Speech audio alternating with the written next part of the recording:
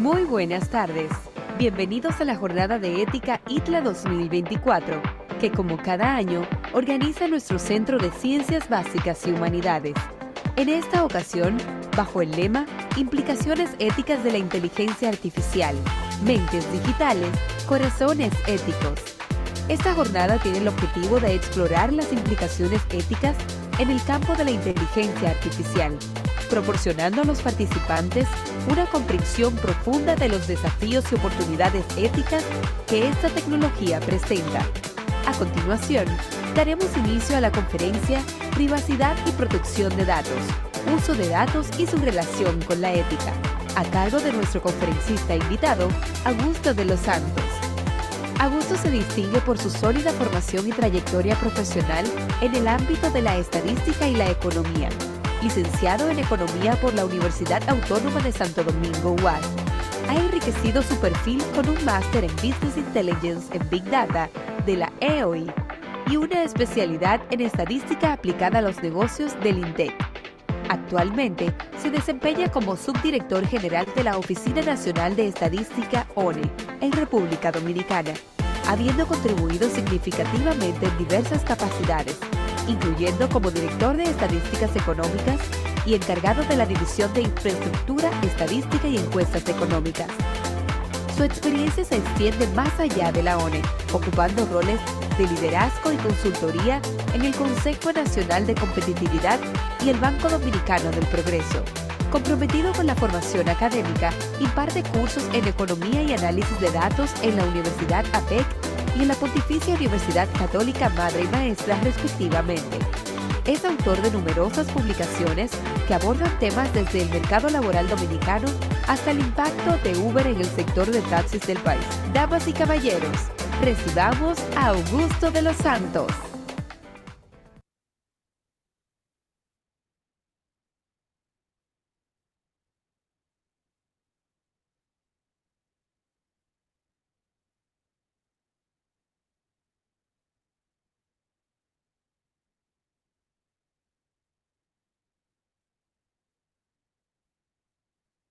No les escuchamos, distinguido, disculpe.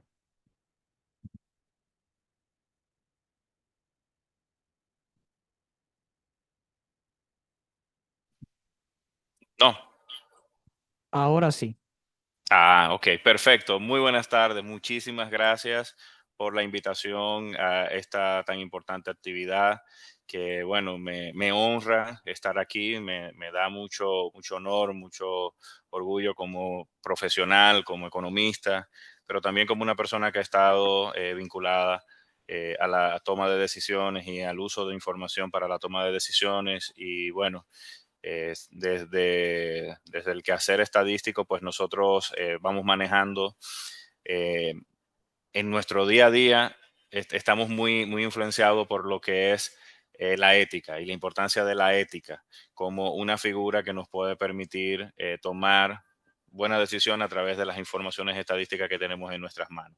Bueno, lo primero que quisiera dar un paso atrás y la presentación que he preparado va a partir un poquito más filosófica y luego entonces va aterrizando hacia la importancia de los datos y la privacidad de los datos y luego continúa con tres procesos éticos fundamentales que debemos tomar en cuenta en la utilización de las informaciones. Y aquí pues parto del pensamiento y esto es importante partir de ahí porque ahí es donde se generan precisamente esos juicios y esos juicios son los que muchas veces están cargados de esas prevenciones éticas que no nos permiten tomar buenas decisiones o que no nos permiten valorar las informaciones que tenemos. Y bueno, el pensamiento es un don que tenemos nosotros como seres humanos, una peculiaridad que viene dada por nuestra capacidad de tener sentimientos y de razonar a partir de ello.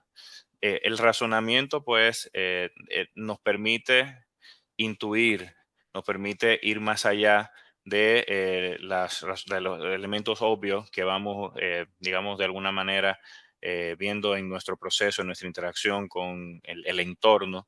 Y bueno, nos permite también hacer inferencia lógica y demostraciones de actitudes. El pensamiento, pues, es una bondad que nosotros tenemos y en función de esto, pues, es una característica que nosotros vamos desarrollando en todo el paso de nuestra vida. Ahora bien, El pensamiento tiene etapas, entre ellos empezar a definir un concepto, juicio, razonamiento y demostración. Con el pensamiento, pues vamos viendo algunas posibilidades de ir construyendo de nuestro entorno, vamos construyendo todas las ideas en función de lo que vamos a su vez acumulando con las experiencias de nuestra vida. El juicio ya es cuando tenemos esa facultad para distinguir entre el bien y el mal. Eh, un segundito, ¿se ve el cambio de diapositiva o no? Déjenme volverlo a intentar, que parece que no. Sí, pero no está maximizada. Ah, ok, ya voy ahora mismo. Un segundo.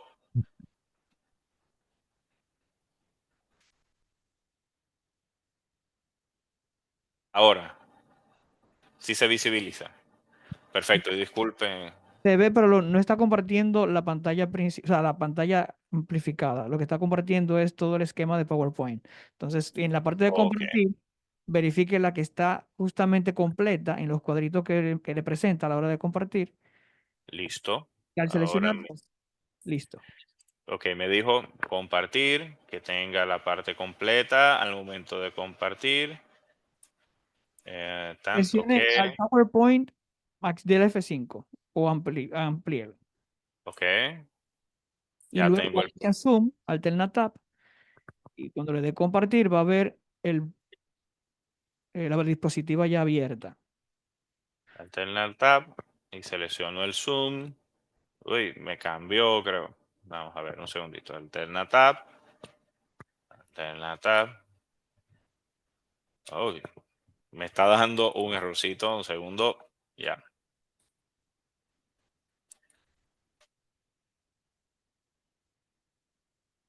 Segundo, ando buscando todavía. Ah, bueno, ahora sí. Entonces le doy a la pantalla completa, la que usted me indica. Ajá, la que tiene el cuadrito de la pantalla completa del PowerPoint que tiene. Ok. Imagino que a esta, ¿verdad? No. Ahí está compartiendo el Zoom. Ay, ay, ay.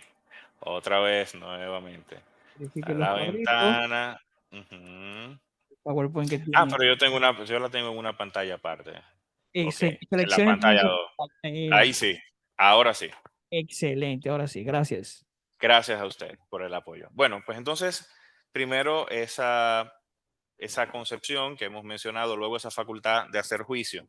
Y ahí es donde empieza a tener importancia la ética en la toma de decisiones, definiendo la ética como esa capacidad de actuar de forma correcta dentro de un entorno social definido. Y obviamente en el juicio es donde vamos pasando ese sedazo al momento de ir tomando decisiones. Pero ¿qué sucede muchas veces?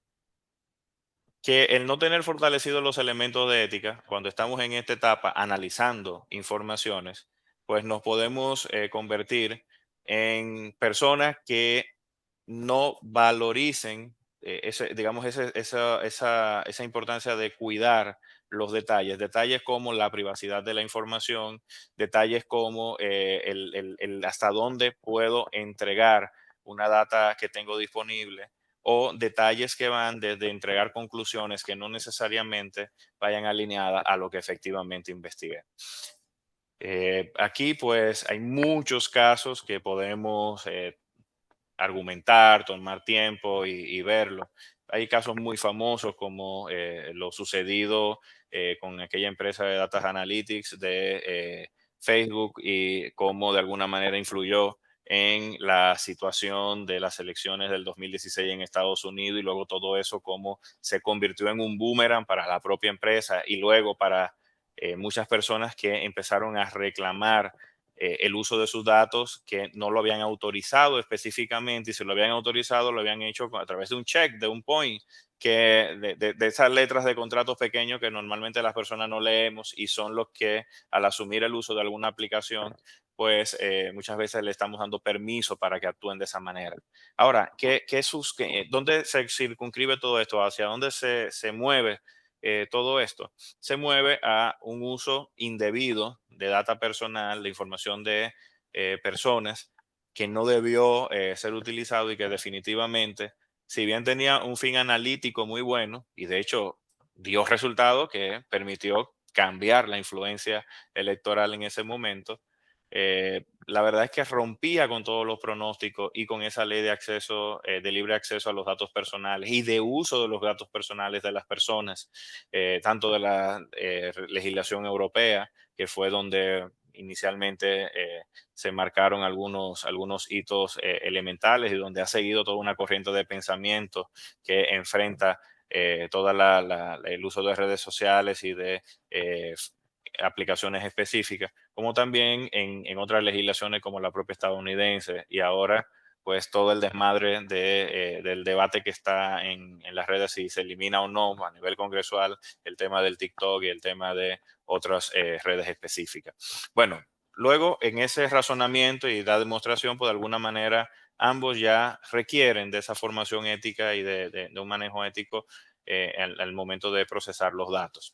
Pero aquí quiero contarles un poco también de esa naturaleza que tenemos todos al pensar. Ahora, de por sí nuestro pensamiento muchas veces está prejuiciado y entra un problema ético en esta etapa del pensamiento. Y es una etapa, como les decía, previa al análisis de datos.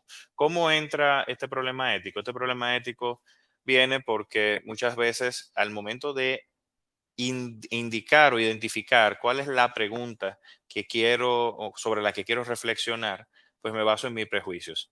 Y basándome en prejuicios, pues estoy teniendo primero una mala asunción de el problema que pretendo enfrentar y por ende, al enfrentarlo mal, puedo tener un mal resultado. Eso es una cadena interesante que se va dando. Si yo parto de una premisa equivocada, pues definitivamente voy a tener un resultado equivocado. No tengo manera de, partiendo de una premisa inadecuada, pues tener resultados adecuados. No hay forma. Y en esencia lo que ocurre es que en ese momento de definir el propósito, los prejuicios nos entran en un debate ético y no nos dejan ver mucho más allá de lo que efectivamente la información o la data que tenemos a nuestra disposición, pues der hacia el resultado. Lo mismo que es con el acceso a la información. Y esto tiene mucho que ver con nuestro proceso de selección de datos. Es decir, tenemos muchas fuentes de datos disponibles. Ahora, ¿a qué data a qué datos le presto atención? Incluso muchas formas de información, de acceder a información, muchas maneras de acceder a información. Pensemos en una organización cualquiera. Una organización, por un lado, tiene el personal, que es una fuente valiosísima de información, pero también el personal está basado en sesgos. Y sesgos, ¿dónde se originan? Se originan en que yo puedo ver una parte de la realidad y asumir que ese es el todo de el evento o fenómeno que pudiera estar en cuestión analizándose dentro de la organización. Lo mismo puedo tener como fuente de datos la información financiera y los registros financieros. Sin embargo, los registros financieros no siempre me van a dar información sobre fenómenos puntuales que pudiera necesitar indagar. Y posiblemente, de hecho, su alcance solamente se limita a la interacción monetaria o a la interacción de los activos de la institución. Puedo tener, por otro lado, el acceso a la información transaccional, que la puedo tener por el área de planificación o la puedo tener por el propio recurso humano de la institución, pero también voy a tener un sesgo cognitivo del el acceso o de la totalidad de la información que planteo tratar. En ese sentido, es muy importante al momento de seleccionar mis fuentes de información, evitar los sesgos de selección de fuentes. Eh, ya habéis visto en temas más concretos, pues tenemos las fuentes, digamos, de estadísticas oficiales que existen. En todo país, pues hay organismos, como en el caso de la Oficina Nacional de Estadística en República Dominicana, el Banco Central, que también juega un rol de productor, sobre todo en la parte de estadísticas económicas. Tenemos también otros grandes levantadores de información, como el Sistema Único de Beneficiarios. Y bueno, te producen data valiosa. Ahora, yo como investigador, ¿hacia dónde debo dirigir mis esfuerzos cuando me encuentro en la disyuntiva de cuál es la fuente de datos a la cual priorizar? Pues definitivamente la que cumpla con la robustez metodológica necesaria. Y por eso la importancia de utilizar fuentes oficiales, fuentes que se han destinado y que cumplen un debido proceso para poder llegar a resultados. Ahora, ¿qué pasa muchas veces como investigadores? Que podemos vernos en la tentación de dejarnos llevar por ese sesgo cognitivo, por ese sesgo de hacia dónde yo quiero empujar mis resultados, hacia dónde yo quiero empujar mi investigación. Y bueno, la alineo hacia otra fuente de datos que no necesariamente responda a la necesidad o una fuente oficial. Entonces, ¿en qué tributa esto? Tributa en que voy a tener un resultado, puedo dar valor, posiblemente puedo dar valor, pero corre el riesgo de estar sesgado y por ende puedo estar violentando o puedo estar enfrentándome a un problema ético que está de la mano de la calidad de la información que se genere y de la naturaleza de la información que esté buscando como fuente oficial. En el tema de la interpretación y la inferencia, es otro problema que el investigador debe estar siempre atento para evitar que sus sesgos particulares y por ende su forma de ver la vida no influyen en el resultado. Ojo, estamos conscientes que todo el mundo interpreta la información en función a una serie de valores, una serie de principios, una serie de reglas que tienen digamos, proceso, en su vida, en su formación, en sus creencias, en sus hábitos. Y bueno, de hecho, si vemos un mismo fenómeno, lo mira, por ejemplo, una persona del área de informática, lo va a ver posiblemente con una etapa de procesos. Si la ve, en mi caso, de una formación de economista, lo voy a ver desde la utilidad marginal o desde el beneficio marginal o desde costo-beneficio. Si la mira un abogado, lo va a ver desde la óptica de la regulación existente. El punto es que todos interpretamos desde donde tenemos nuestra estructura de pensamiento. Ahora, ¿dónde está el problema? El problema muchas veces está en negar una realidad por el simple hecho de que no se adecue a lo que mi concepción como a lo que mi concepción como analista entiende que es el prejuicio que debe primar en una investigación. Y el problema está ahí, en que la investigación al final tú andas buscando aceptar o rechazar o no una hipótesis. Tú no andas buscando otra cosa. Tú andas buscando si rechazo o no rechazo una hipótesis de investigación. Y bueno, aquí tenemos que estar abiertos a la posibilidad de que nos podamos encontrar con elementos que sobrepasen nuestra capacidad de espera y esto muchas veces arroja problemas éticos dentro de los analistas de datos y terminan muchas veces con unas conclusiones que no necesariamente son las definitivas o no dan un paso más allá para ver cómo los resultados efectivamente permiten hablar o permiten interpretar mucho mejor la información. Y aquí, pues, aunque pareciera algo de una película o de un cuento, les digo que esto es muy común. Y es muy común sobre todo donde hay personas que tengan ideologías o criterios que defiendan, donde toman la data y, por ejemplo, utilizan el promedio de alguna variable y con el promedio de alguna variable ven que hay un punto de valor entre un concepto y otro y bueno, ya desde ahí se quedan y dicen, bueno, mira, el promedio evidencia que sí, que hay una brecha en tal aspecto, en el aspecto por el cual tenga pasión. Ahora, ¿qué sucede? No se tomó el permiso de hacer una prueba estadística, un test de diferencia de medias o un test mucho más allá de normalidad paramétrica o cualquier otro. Y bueno, ¿y en qué termina resultando? Que quizás esa diferencia, aunque sea una diferencia numérica, no necesariamente es una diferencia significativa. Y bueno, concluyo que mi investigación, interpreto mis datos y de ahí entonces genero conceptos muchas veces sin que el dato tenga la robustez, la solidez estadística suficiente.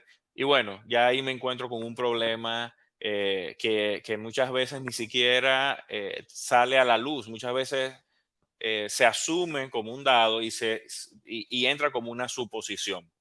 Aquí, por ejemplo, hay un dato, y voy a entrar en un tema quizá un poquito conflictivo, de que en el país hay 2 millones de haitianos, 5 millones de haitianos, a según, como dirían en mi campo, la persona que lo cuente. Y ustedes me dirán, ¿en serio? ¿Pueden existir 2 millones, 5 millones de nacionales haitianos viviendo en un país de 10 millones de habitantes? Posiblemente pudiera ocurrir ese fenómeno, pero la verdad es que la evidencia empírica y los datos, por todas las fuentes de datos que se han buscado, pues no supera el número de 1 millón residentes, no lo supera. Está prácticamente casi próximo, estuvo la última medición casi próximo. Y luego también se fijan paradigmas, se aceptan suposiciones como la reciente que vivimos con el 10º censo de población. Muchas personas decían que somos 13 millones de habitantes, que no, que somos 13 millones de habitantes. Pero el conteo determinó que son 11.7 millones. Pero es difícil luego romper con una de esas suposiciones, muchas veces basada en elementos subjetivos, elementos de mi parecer, elementos de lo que yo considero. Es más, les planteo una frase muy común. Cualquier persona, que aquí nosotros los dominicanos, y no necesariamente los investigadores, somos todólogos en todos los temas, y bueno, van en un carro público y te dicen el 95% de los dominicanos están ahora mismo en un tapón, y tú te quedas, ah, de verdad, el 95% de los dominicanos. De entrada, ni siquiera el 95% de lo que tiene vehículo existe la probabilidad de que se encuentren en un tapón en un momento específico. Pero lo asumimos como una suposición y lo llevamos, y muchas veces se vuelve un bulo tan fuerte que es tan difícil de romper que termina generando consecuencias e implicaciones en la toma de decisiones y se asume como un parámetro de base hasta para la instalación de un negocio. Imagínense el riesgo que sería instalar un negocio asumiendo que el 95% de las personas de República Dominicana en un momento específico del día se encuentran en un tapón. Imagínense que el negocio sea de vender agua en los semáforos. Tú puedes asumir, bueno, pues es el negocio de la vida. 95% de los 10.8 millones de habitantes van a necesitar una botellita de agua. Fantástico, vamos a hacerlo, pero en la práctica está basado en que en suposiciones que vienen mal manejadas con resultados incorrectos, y obviamente esto está muy de la mano del manejo ético que se pueda tener al momento de interpretar las informaciones. Por eso hago este paseo sobre el pensamiento, porque en el pensamiento es donde están estos problemas que luego se transforman en situaciones de decisiones sesgadas o decisiones inadecuadas. Y esto obviamente está basado en la forma en cómo nosotros pensamos. Nosotros, por un lado, tenemos un sistema intuitivo que reacciona rápido y es necesario tenerlo, ¿eh? Porque imagínense que ahora mismo tiembla la tierra. El sistema intuitivo lo que me va a hacer es pararme de esta silla, soltar todo, arrancar por ahí y se me olvidó todo lo demás. Se me olvidó que aquí había mis lentes, que estaba mi celular. No, yo simplemente me paré y me fui. Ahora, la verdad es que muchas veces actuando desde ahí y sobre todo tomar decisiones desde ahí se vuelve un problema, y es un problema que también raya en lo ético porque estaría tomando decisiones basadas en informaciones a media. Ahora, ¿qué es lo que se requiere? Pasar al segundo proceso, el sistema de razonamiento y reflexión, lo que yo llamo el enfriamiento. Ese proceso en el que paro, entiendo el entorno y continúo. Pero ahí en ese entender el entorno es que puedo reflexionar y puedo buscar una información más adecuada.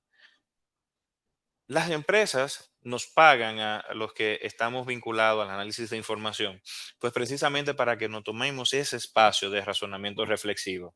¿Por qué? Porque muchas veces nos podemos basar en relaciones espurias, relaciones indebidas, relaciones no causales.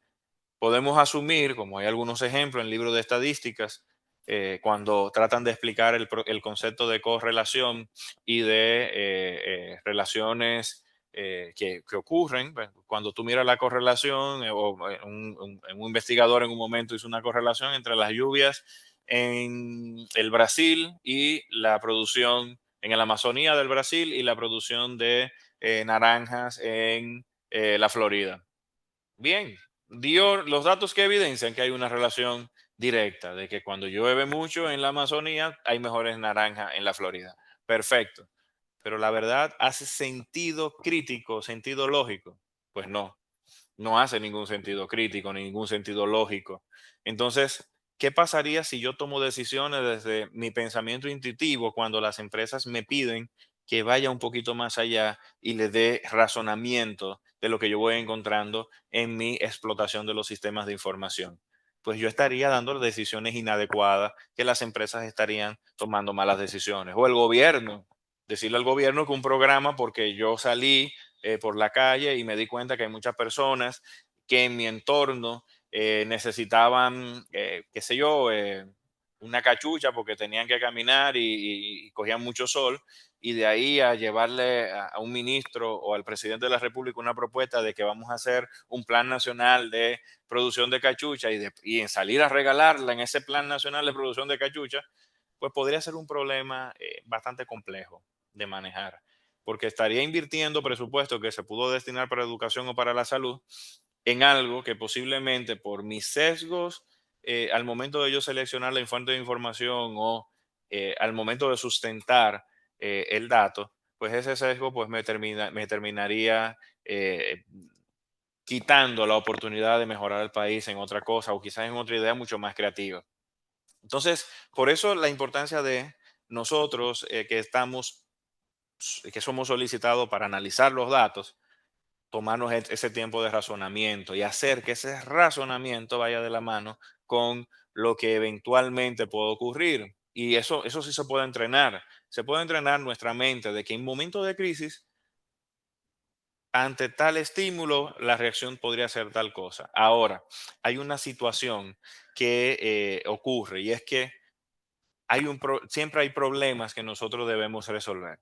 Y esos problemas están basados en el tipo de pensamiento que nosotros vamos llevando. Y estos problemas, que es como por ejemplo el planteamiento que le acabo de hacer, yo tengo que rechazar o aceptar o elegir alguna realidad. No tengo opción. Y siempre los problemas te llevan a una dicotomía de qué hago, qué voy a hacer, hago o no hago. Y luego hago A, B, C. Y luego, ¿por qué hice A y no B? Siempre vas a tener esa dicotomía. Ahora, ¿por qué yo necesito pasar a ese proceso de razonamiento? Porque si paso al proceso de razonamiento, evito tomar decisiones en el vacío. Ojo, eso no significa que no desarrolle esas capacidades y eso muchas veces tiene que ver con el tipo de decisión que nos toca asumir.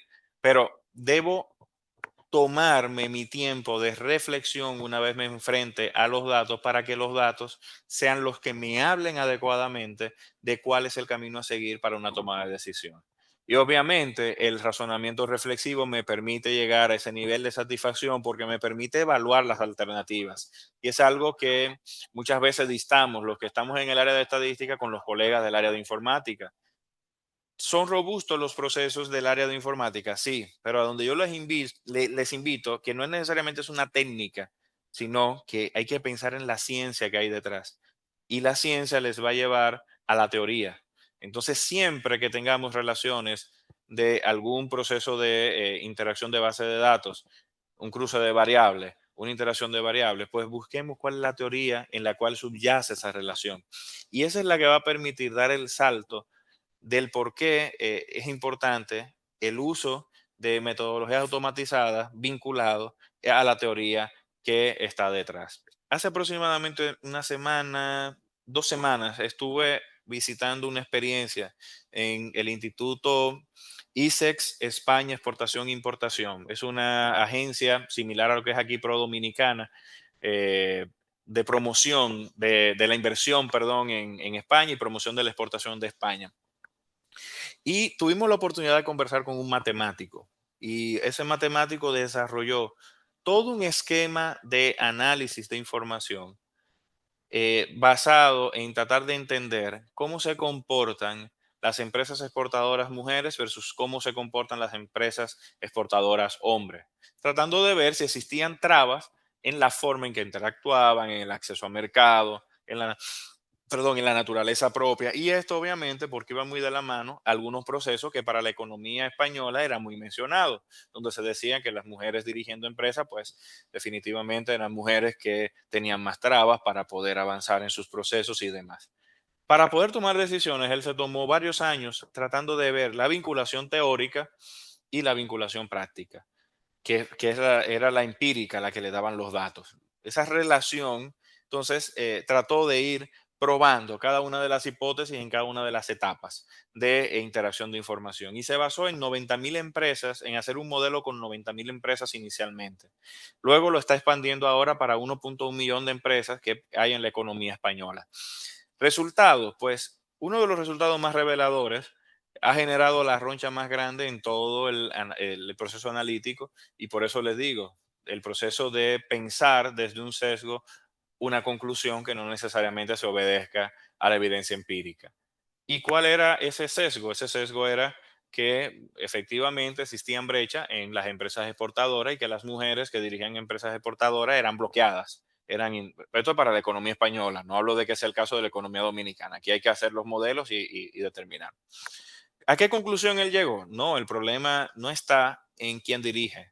El problema está en cómo se le da acceso a la mujer para que dirija, que es otro problema. No es un problema de que si la empresa exporta o no, o si la empresa tiene condición para exportar o no, o si le ponen traba a la mujer para que pueda exportar o no, sino en qué proporción de mujeres dirigen empresas.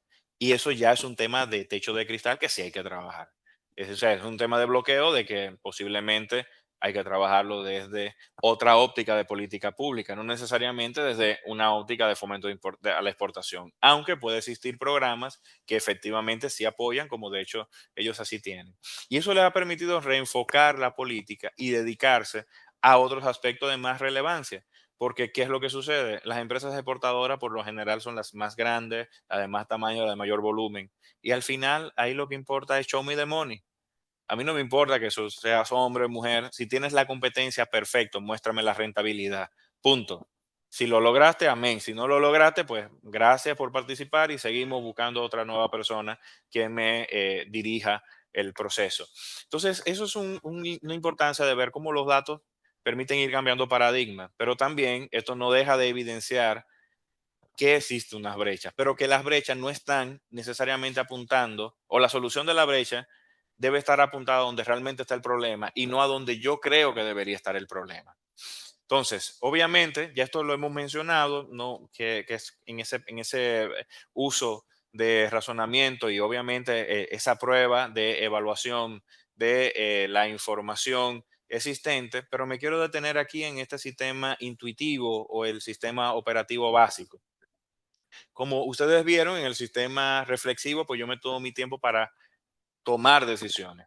Ahora, el sistema intuitivo se basa en lo que yo tengo aquí en la mente y lo busca y rápidamente tomo una decisión. Si ahora mismo yo vengo y me quito la camisa, todo el mundo va a decir, bueno, se volvió loco el profesor. ¿Por qué? Porque en este caso el conferencista se volvió loco. ¿Por qué? Porque en nuestro sistema de pensamiento rápidamente es una conducta indebida que nosotros no debemos aceptar en un ámbito académico. Obviamente, puede ocurrir que se me subiera un animal, que se me subiera un cien pies y, ojo, no me voy a dejar que el cien pies me pique. Yo tengo que resolver como tenga que resolver. Pero nuestro sistema intuitivo de una vez relaciona y dice, ya se puso loco, ya es un profesor que no tiene capacidad emocional y mira cómo ha violentado los cánones o las normas sociales. Entonces, en ese sentido, esa es la diferencia de ese sistema intuitivo y sistema uno, que por eso le invito a hacer el ejercicio de siempre que tengo un hallazgo, que tengo una demostración, de pasarlo por ese filtro de enfriamiento, de cruzarlo contra la teoría que subyace para que efectivamente no nos estemos emocionando con resultados que no necesariamente están de la mano. Ahora, ¿qué sí puede ocurrir? Que con el desarrollo tanto del pensamiento reflexivo, llega a un punto que ya tú rápidamente puedes intuir, y esto lo desarrollan mucho los médicos. Llega un paciente y lo primero que hace son 3, 4, 5 preguntas. De hecho, a veces hasta lo pueden parametrizar si llega y no tiene pulso, si llega, tiene prioridad morada, si llega y tiene pulso, pero tiene dolor en el pecho, punzones, no sé qué, entonces prioridad roja. Si llega con tales o cuales características, amarilla. Y si llega y es una tos, una cosa que llegó porque le dolía un poquito, que no tenía, entonces, bueno, siéntalo ahí y vamos a atenderlo cuando efectivamente ocurra. Pero ¿por qué llega el médico a esta conclusión de tanto tener información, información, información y de tanto desarrollar el razonamiento? Llega a un punto que tú lo estandarizas. Y ahí es que las empresas entran con los procesos. De tanto saber que una persona cuando llega a recepción, lo primero que hace es que llena el formulario, luego pasa a la segunda ventanilla y ahí en la segunda ventanilla lo correcto es que esa otra persona revise y esa otra persona entonces lo entrega a quien tiene que darle respuesta y se recibe hacia atrás. De tanto entender, las organizaciones te generan los procesos y luego te los sistematizan en muchas veces aplicaciones informáticas que optimizan tiempo, optimizan espacio y demás. Entonces, de eso se trata el desarrollo de, el sistema o de la vinculación entre el sistema intuitivo y el sistema de razonamiento que nosotros como investigadores de datos tenemos que pensar. Y esto nos lleva a ver nuestros tipos de pensamiento. Muchas personas nos basamos en pensamiento analítico, que obviamente como analistas de datos debemos tenerlo, pero debemos también desarrollar otros tipos de habilidades de pensamiento, como el pensamiento creativo. Es darnos la oportunidad de pensar fuera del cajón. Y esto parecería una contradicción con lo que he dicho. Ojo, no es una contradicción. Lo que he dicho es no basarnos en evidencias sin sustento teórico ni sustento empírico.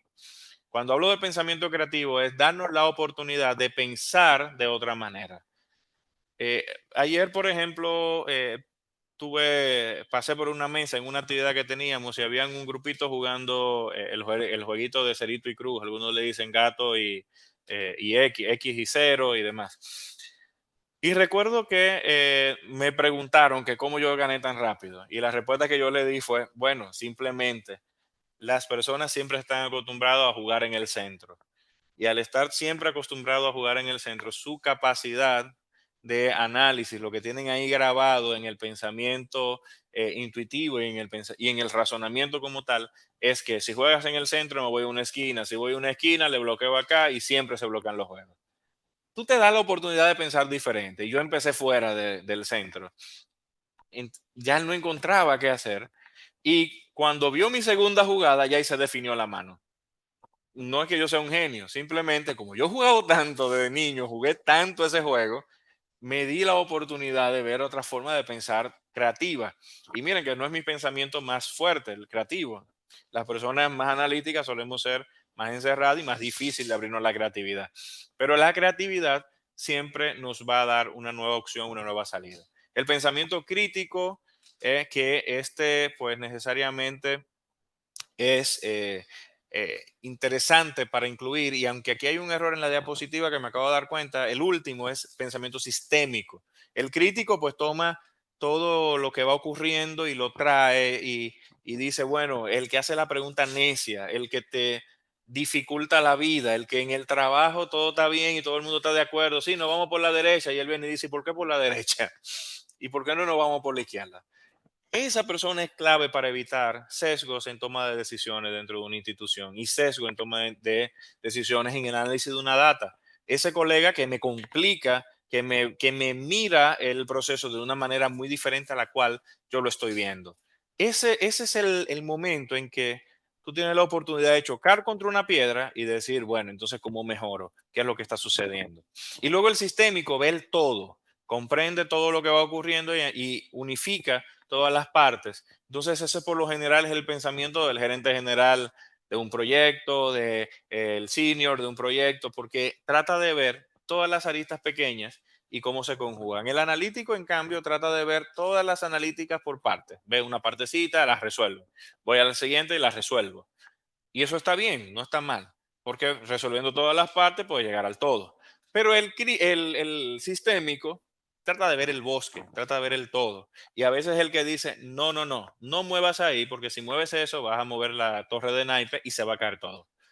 Entonces, de ahí se trata, o de ahí es importante tenerlo como el análisis de pensamiento. Esta presentación se la puedo dejar para que también vean algunos elementos importantes en el proceso. Y bueno, tomar decisiones es importantísimo y por eso pasé por el pensamiento y luego por esa vinculación con la ética, porque al final de cuentas los datos son los que nos van dando las fuentes para yo poder seleccionar o no una metodología adecuada. para llegar a mi resultado esperado. Si tomo una metodología inadecuada para un resultado, para entender un problema X o para resolver una situación X, y tomo la metodología inadecuada, que la metodología me la da mi capacidad de pensar y razonar, pues definitivamente voy a dar un resultado erróneo, voy a tomar una decisión indebida. Voy a tomar decisiones que obviamente una elección entre varias opciones de manera inadecuada y que no necesariamente se alinee.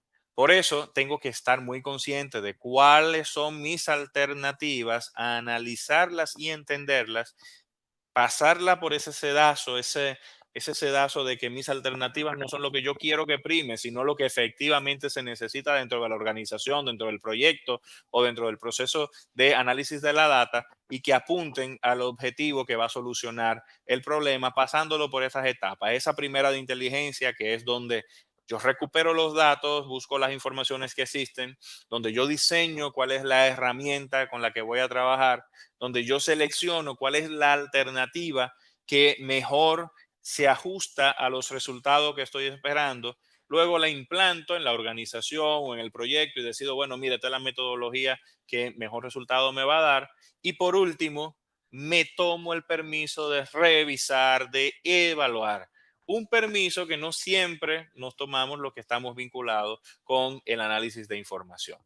Entonces, debemos tener presente que hay que pasar por esas etapas, sobre todo en la etapa de inteligencia, que aquí yo puedo estar basándome en sesgos, como lo he mencionado, sesgos de lo que yo he creído, y eso me puede llevar a problemas éticos, de que necesariamente tengo que favorecer una decisión sobre otra. Entonces, en la fase de inteligencia es donde yo tengo que desprenderme de todo criterio para yo poder realmente recibir las informaciones o las fuentes de datos de valor.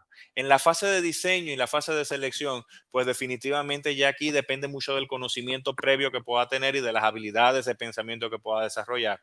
Y en la fase de selección, pues lo ideal es lo que los datos efectivamente me indiquen que necesiten hacer resultados. Ya cuando implemento, tengo que buscar qué es lo que efectivamente impacta en el problema. Y por último, cuando reviso, pues es ver si, aunque fue la mejor alternativa o la mejor opción que yo pude haber creído, pues ver si efectivamente disminuyo mi situación. Por último, ya aquí estoy hablando un poco del tipo de decisiones. Hay decisiones que están muy enmarcadas en lo jerárquico, o por su nivel jerárquico, por el método o por su clasificación. Las jerárquicas, por un lado, tú tienes las decisiones operativas de regulación, que son las que ocurren con manuales, están ahí, y esas son las que normalmente nosotros tenemos. Si me da null en un buscar con, ¿qué hago? Bueno, ahí viene PAM y te dice, tú buscas en Google y te dice qué hacer. Pero hay otra táctica o de pilotaje que la tienen normalmente mando medio, y es el que normalmente tiene una visión más avanzada, que ante un problema te dice, bueno, mira, yo creo que la mejor alternativa que tú puedes evaluar es esta. Y luego están las estratégicas de planificación, que lamentablemente se nos toca a los gerentes, directivos, al que tiene la responsabilidad del proyecto a mano. Ahí es donde hay que ser creativo. Pero ¿por qué el directivo tiene que ser creativo aquí? Porque se supone que tiene un poquito más de experiencia, un poquito más de visión para llegar al resultado, y por ende ha desarrollado los tipos de pensamiento suficientes, y esto le va a permitir pues rápidamente tomar decisiones. ¿Por qué? Porque normalmente las decisiones de un estratégico de planificación no son programadas. No es que la máquina te va a fallar a las 10 de la noche porque se le acabó el aceite. No, no, no. Va a ocurrir que la máquina está funcionando bien y va a explotar. ¿Y qué tú vas a hacer? ¿Cuál es el camino? Porque ya el técnico te va a decir, ah, ya yo no puedo cambiar el aceite porque no hay un problema de aceite.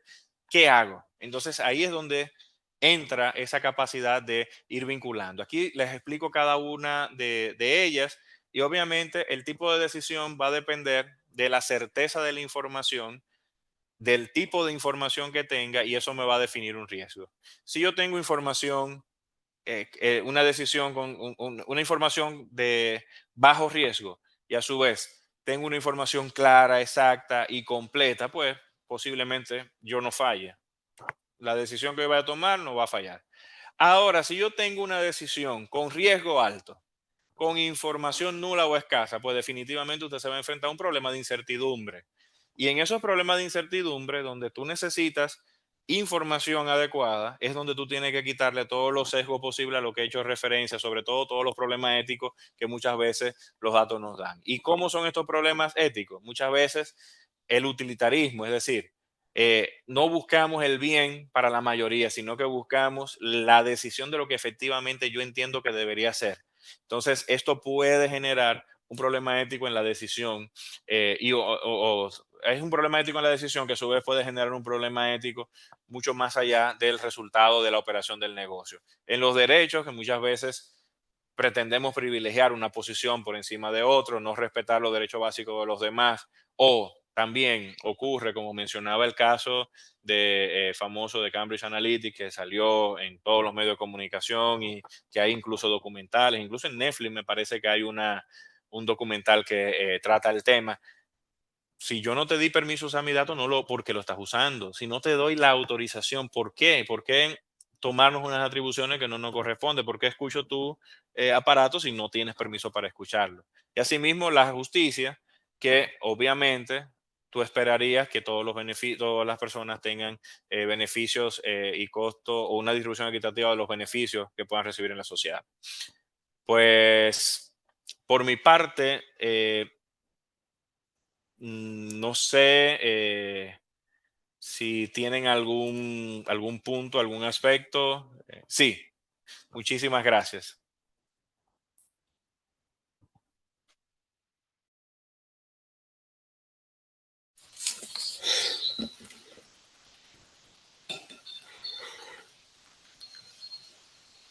Buenas tardes.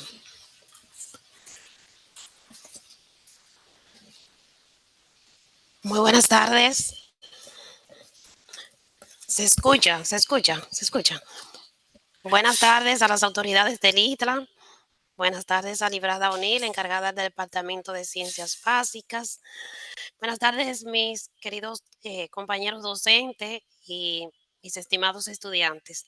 Después de esta majestuosa conferencia, a cargo de nuestro invitado especial, Augusto de los Santos, es para mí de gran satisfacción presentarles las preguntas que tenemos en el panel, presentar el panel con las preguntas y tenemos por aquí, vamos a ver, una primera pregunta que dice, ¿qué información debemos proteger como nuevos empleados de una compañía? Para ver si nuestro conferencista pudiera. Perfecto. Sí, mira, va a depender mucho de la forma en que la compañía se maneje. Definitivamente los datos personales, los datos individuales tienen que ser protegidos. Y si la empresa está vinculada a manejar sistemas de información o bases de datos, pues ahí tú tienes un doble compromiso porque tú no puedes tomar esa data es de la empresa. Y es un problema muchas veces ético que muchas personas cometen el error por, digamos que inocencia, vamos a dar el beneficio de la duda, y toman pues información susceptible y información de importancia para la empresa. Si la empresa está vinculada a procesos productivos, normalmente se protege algunos elementos como la fórmula de producción o el modelo de negocio. Eso se protege y nadie puede sacar esa combinación. De hecho, se patentiza por eso, para que nadie pueda sacar los datos. Ahora, ya luego, sé que esta pregunta puede estar mucho más enmarcada a la analítica de datos, sobre todo.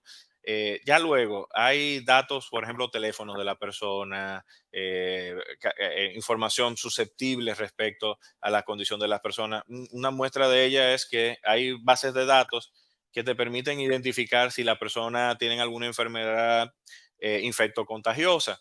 Y bueno, si tú no tienes esa autorización para divulgarla o no te permite ser divulgarla, pues definitivamente no te permite el contrato con la institución divulgarla o hacerte uso de ella para tomar decisiones por tu cuenta, pues definitivamente tienes que evitar hacer uso de esas informaciones mucho más allá. De hecho, en la administración pública ocurre algunos cruces de base de datos que son imposibles. Yo no puedo pedir la base de datos aduanal o la base de datos ¿cómo se llama? De impuestos. ¿Por qué? Porque tiene el secreto tributario que prohíbe pasar los datos de personas o la venta de las empresas. Entonces ya hay una prohibición muy marcada y ahí es donde entra el problema. Tú tienes un mandato legal que te dice no, no lo hagas, y si tú no lo haces, entonces, o si tú lo haces, entonces ya estarías rompiendo con una regla establecida, con un contrato social establecido.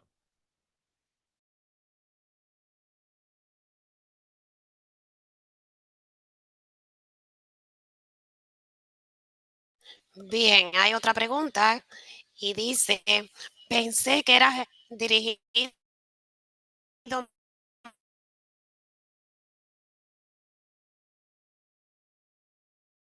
más a la ciberseguridad. Bueno, yo creo que puedo responder. No sé si te quiere responder. Mario, mira Mario, esa otra que tú mencionas, pues definitivamente es un problema. Ahora nos encontramos con algunas dificultades técnicas de cómo responder. Es decir, las buenas prácticas de levantamiento de información estadística te piden que, bueno, no cargues al usuario, no sobrecargues al informante. Entonces, lo que se está apostando es, bueno, si yo tengo la información, si la información reposa aquí, pues evitar volver a pedírtela. Si yo tengo la información, y de hecho así lo establece la ley 103.713, que si la información reposa en la administración pública, pues no pedirla de nuevo. ¿Qué es lo que sucede en la práctica? Que las personas se cansan de responder datos, y ahí empiezan a generar desconfianza de para qué me están pidiendo información, del por qué me están pidiendo información constantemente. Entonces, definitivamente hay que ser sabios al momento de recopilar la información, de pedir lo que efectivamente es necesario, en nuestro caso como administración pública para la toma de decisiones, pero el sector privado también para las estrategias puntuales de negocio que dice que es la que requiere, y maximizar el uso de los registros, tanto de la empresa como de los registros administrativos disponibles, lo cual disminuye ese nivel de confianza porque tú simplemente te enfocarías en lo que efectivamente está haciendo caso. Ahora, el problema ético ahí es que no existe una legislación que promueva esa interacción y recopilación de la información. Si no le existe y tú lo haces, entonces estaría violentando, aunque estás haciendo un bien o un posible bien, estaría violentando un derecho ciudadano porque no tenías la autorización para cruzarla. Y por ejemplo, ocurre con bases de datos de sectores específicos como la telefonía, los bancos, que son valiosísimas, pero al no existir una legislación que permita el cruce de ellas, por ejemplo, con la administración tributaria, pues entonces se te dificulta. De hecho, podríamos ir más lejos. Si yo quisiera, tuviéramos una sociedad que no respetara los derechos individuales y yo tuviera acceso a toda la escucha, a todas las comunicaciones y todas las escuchas, yo pudiera poner un motor de búsqueda por inteligencia artificial donde el que me dijera la palabra bomba, la palabra guerra, la palabra arma, la palabra atraco, la palabra violación, pues yo resuelvo un problema serio o puedo minimizar los problemas de seguridad ciudadana de esa manera. Sin embargo, ¿qué es lo que sucede? Que mi legislación no me permite eso porque estaría violentando un derecho humano, una libertad individual. Entonces, aunque tenga de fondo una posible salida, la realidad es que esa salida no necesariamente respete la individualidad y entre en un problema ético más allá.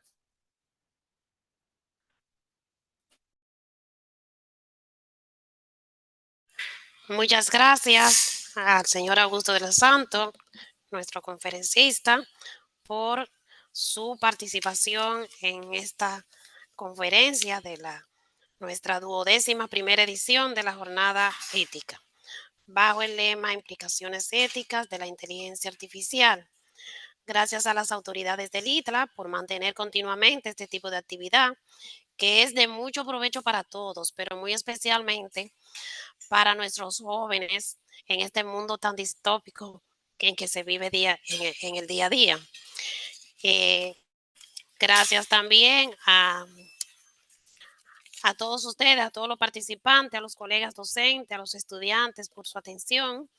Y gracias a Librada O'Neill, nuestra encargada de Ciencias Básicas, por hacernos partícipe de esta importante actividad. Pasen feliz resto de la tarde.